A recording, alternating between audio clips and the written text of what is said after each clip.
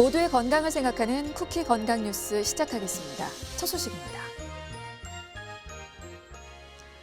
국가 인플루엔자 백신 무료 접종 중단에 따른 논란이 일어난 가운데 지난 2018년부터 최근까지 예방접종을 한 뒤 이상 반응이 있다며 피해 보상을 신청한 사례가 190여 건에 달하는 것으로 집계됐습니다. 예방접종 피해 국가보상제 관련 자료에 따르면 2018년부터 올해 9월까지 예방접종으로 인한 피해 보상을 신청한 건수는 총 195건이었는데요. 이 가운데 122건에 대해 진료비 등 보상이 이루어졌습니다. 보건당국은 예방접종으로 인해 이상 반응이 생겼다고 판단될 경우 국가보상제도를 통해 진료비를 보상받거나 장애나 사망에 대한 일시 보상금을 지급받을 수 있다고 전했습니다. 적혈구 안에서 산소를 운반하는 단백질인 헤모글로빈. 이 헤모글로빈의 수치를 정상 수준으로 꾸준히 유지하는 것이 심방세동 예방에 효과가 있다는 연구 결과가 나왔습니다. 서울대병원과 서울대병원이 운영하는 서울시 보라매병원 순환기내과 연구팀이 평균 연령 55.6세 남녀 968만 6,300여 명의 자료를 추적 관찰했습니다. 그 결과 빈혈이 있는 경우 그렇지 않은 대조군에 비해 심방세동 위험이 약 6%가량 상승했는데요.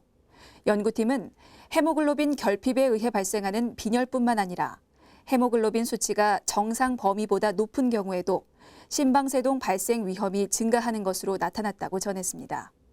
또한 연구팀은 헤모글로빈 수치는 혈액검사로 쉽게 확인할 수 있는 만큼 정상보다 높은 수치가 발견되거나 빈혈이 있다면 원인을 찾아 교정하는 것이 좋다고 강조했습니다.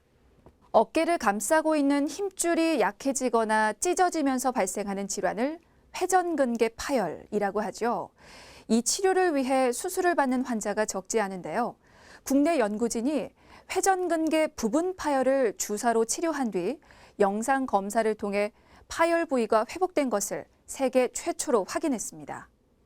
가톨릭대 서울성모병원과 여의도 성모병원 정형외과 연구팀은 회전근개 부분 파열 환자 94명을 대상으로 콜라겐 주사 치료의 효과를 12개월간 분석한 결과 어깨 기능 및 통증 개선 효과를 확인할 수 있었다고 밝혔습니다.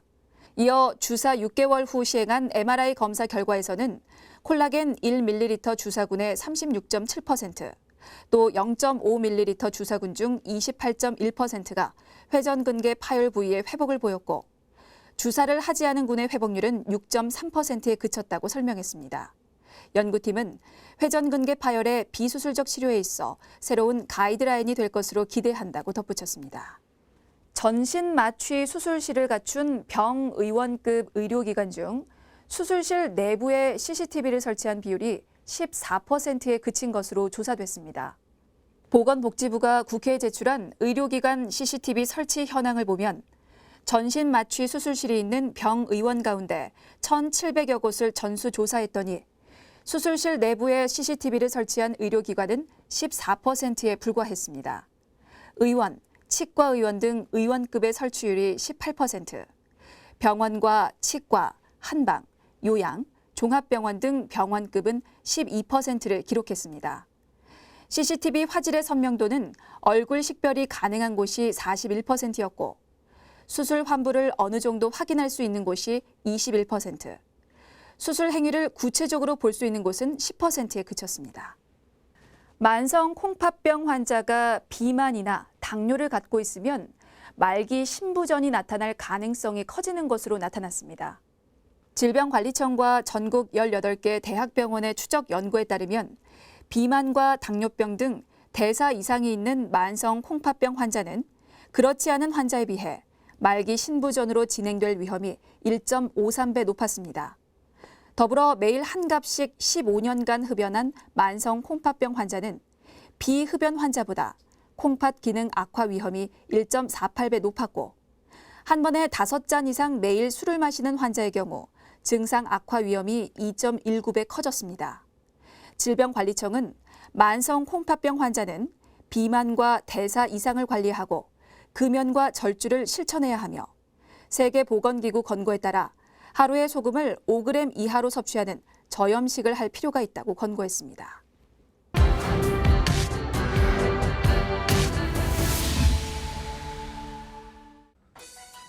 두통을 경험해보지 못한 사람 과연 얼마나 될까요?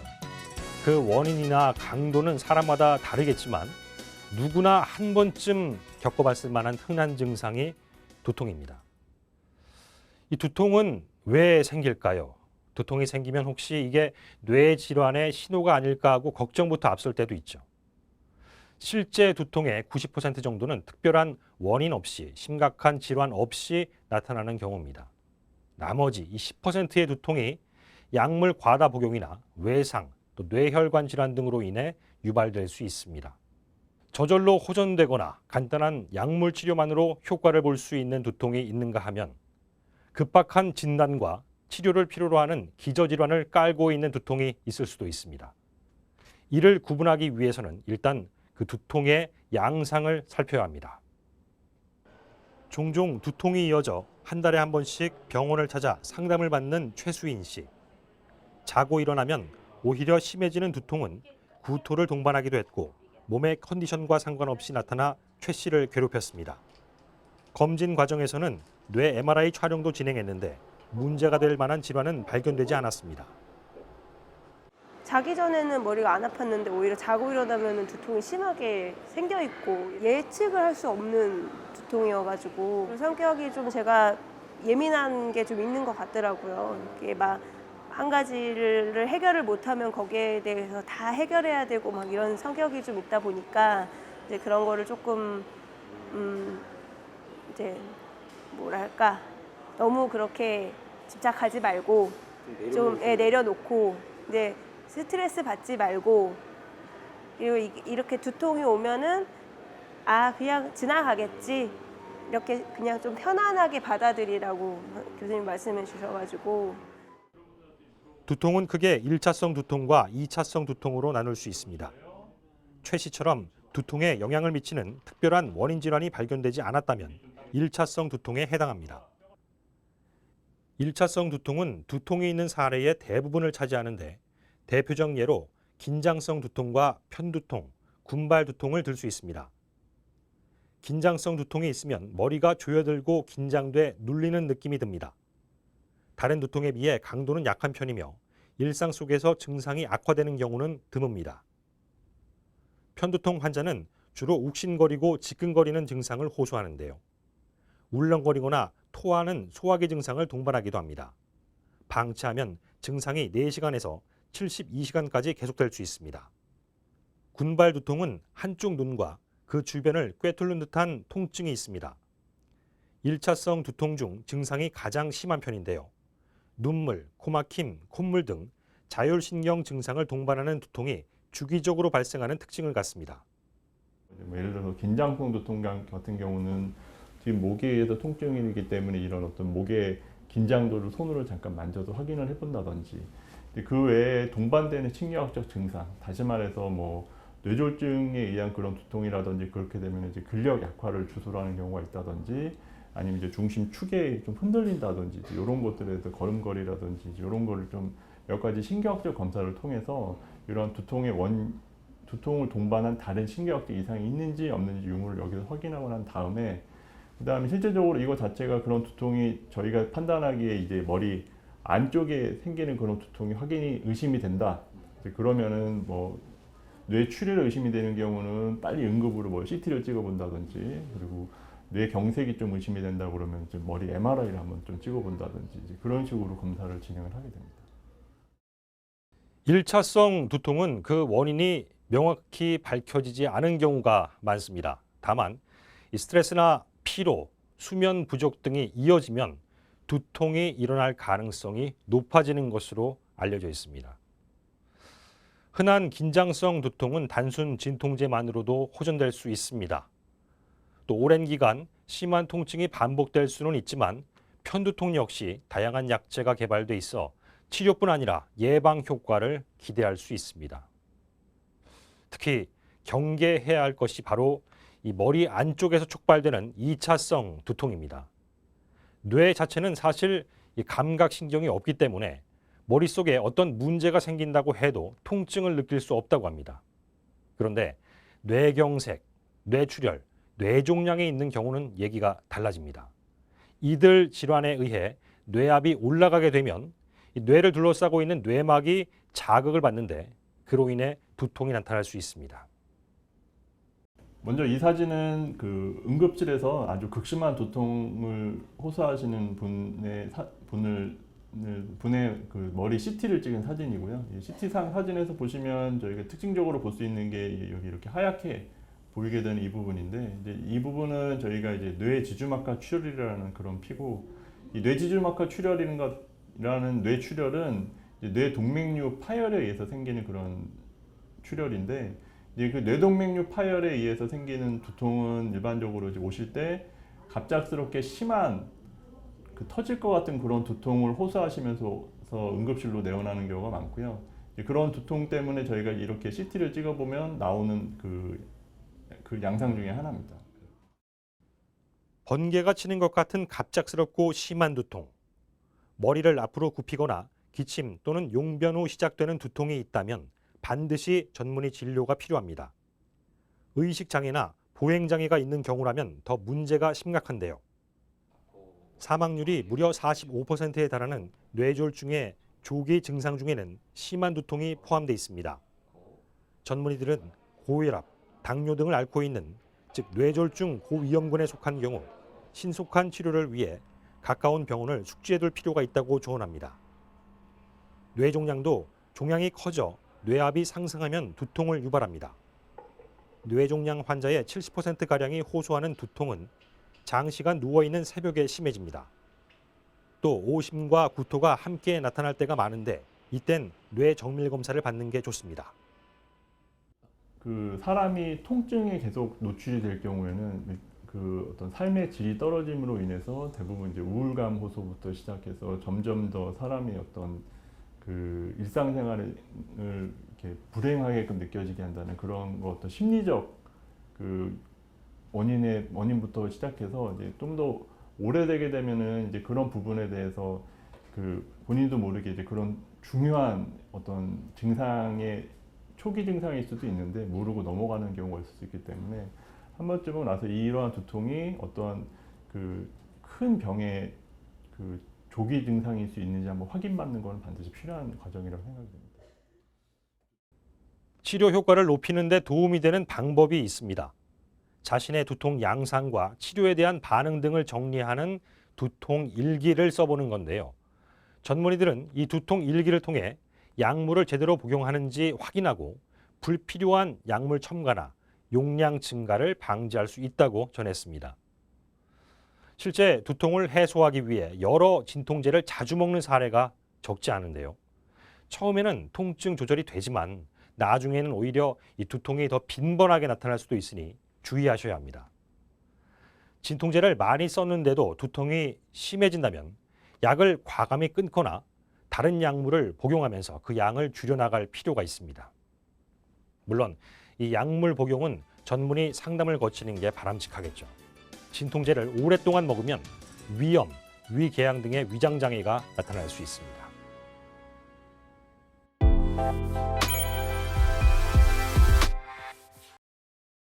추석 연휴를 앞두고 코로나 방역에 비상이 걸렸죠. 수도권을 중심으로 사무실, 어린이집, 종교시설, 병원 등에서 산발적 집단 감염이 잇따랐는데요. 때문에 추석 연휴가 올 하반기 코로나19 방역의 최대 분수령이 될 것이라는 전망입니다. 자, 관련해서 어떤 지침이 나왔는지 보시죠. 정부가 지난 28일부터 다음 달 11일까지 2주를 추석 특별 방역 기간으로 지정했습니다. 이 기간, 전국적으로 2단계 거리 두기의 핵심 방역 조치가 유지되는데요. 우선 실내 50인, 실외 100인 이상이 보이는 모든 행사가 금지됩니다. 전시회, 박람회, 설명회, 기념회, 수련회, 페스티벌 등이 해당되고요. 마을 잔치와 지역 축제 역시 해당 인원 제한선에서 가능합니다. 또 결혼식이나 동창회, 동호회, 회가변, 장례식, 돌잔치 등의 사적 모임도 제한된 인원수를 초과해서는 개최가 불가능하고요. 목욕탕과 학원, 오락실 등의 다중 이용시설에서는 마스크 착용이 의무화되고 출입자 명단 관리도 필수입니다. 프로야구, 축구, 씨름 경기 등의 모든 스포츠 행사가 무관중으로 진행되고 전국의 모든 PC방은 좌석 한 칸 띄어앉기 조치를 이행해야 하는데요. 미성년자 출입은 금지되고요. 실내 흡연실 운영 중단, 주기적 환기와 소독 등의 방역 수칙도 준수해야 합니다. 다만 PC방 내 음식 판매 및 섭취는 가능하다고 하네요. 자, 그리고 장기간 연휴라는 특성에 맞춰서 그동안 운영을 중단했던 미술관, 박물관, 도서관 등 실내 국공립시설의 운영이 재개되는데요. 실내와 실외를 포함한 모든 국공립시설은 이용 인원을 절반 이하 수준으로 제한하고 마스크 착용 등 방역 수칙을 준수해야 하며 민속놀이 체험 등 연휴에 맞춰진 행사는 개최가 불가능하다는 점 알아두시면 좋을 것 같습니다. 또 인파가 몰릴 가능성이 높은 시장이나 마트, 백화점, 관광지에 대한 방역 점검이 강화되고 음주운전 단속이 강력하게 시행되는데요. 자, 수도권에 대해서는 일부 조치가 추가 적용됩니다.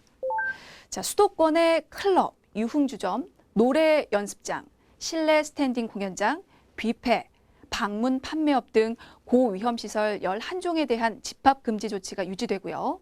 외식, 여가와 관련된 다중이용시설의 밀집도를 줄이는 방향으로 방역이 강화됩니다.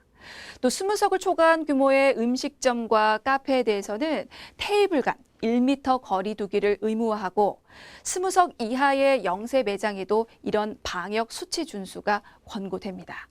만약에 테이블 간 1m 거리 두기가 불가능한 경우에는 좌석 한 칸씩 띄어앉기, 또 테이블 간 띄어앉기, 테이블 간 칸막이 설치 등 이 세 가지 중 한 가지를 이행해야 한다고 하네요. 또 영화관과 공연장 역시 좌석 한 칸 띄어앉기를 의무화하고 마스크 착용 등 방역 수칙을 지켜야 하고요. 놀이공원, 워터파크 등은 사전 예약제를 통해서 이용 인원을 평소의 절반 수준으로 줄였는데요. 비수도권 지역에도 한시적으로 강화된 방역 조치가 적용됩니다. 자, 지자체별로 집합 금지를 해제한 고위험시설 중 클럽, 단란주점 등 유흥시설 5종에 대해서는 다음 달 11일까지 집합 금지가 적용되는데요. 추석 연휴가 포함된 첫 한 주간은 지자체가 이를 완화할 수 없고 다음 달 5일부터 11일까지 두 번째 주에는 현지 방역 상황에 따라서 지자체가 조정할 수 있습니다. 사실 고위험 시설에 대한 집합 금지 조치는 영업 중단을 의미하는데요. 이를 위반하면 감염병 예방법에 따라 300만 원 이하의 벌금 처분을 받을 수 있고 확진자 발생 시 입원, 치료비 및 방역비에 대한 구상권이 청구됩니다. 추석 이후에 사회적 거리두기 단계 조정에 대해서는 특별 방역기간 2주 차에 정부가 유행 양상과 위험도를 평가해서 결정할 예정이라고 하니까요. 하반기 코로나 대응의 최대 고비가 될 추석 연휴를 무사히 넘길 수 있도록 모두 힘써 주시기 바랍니다.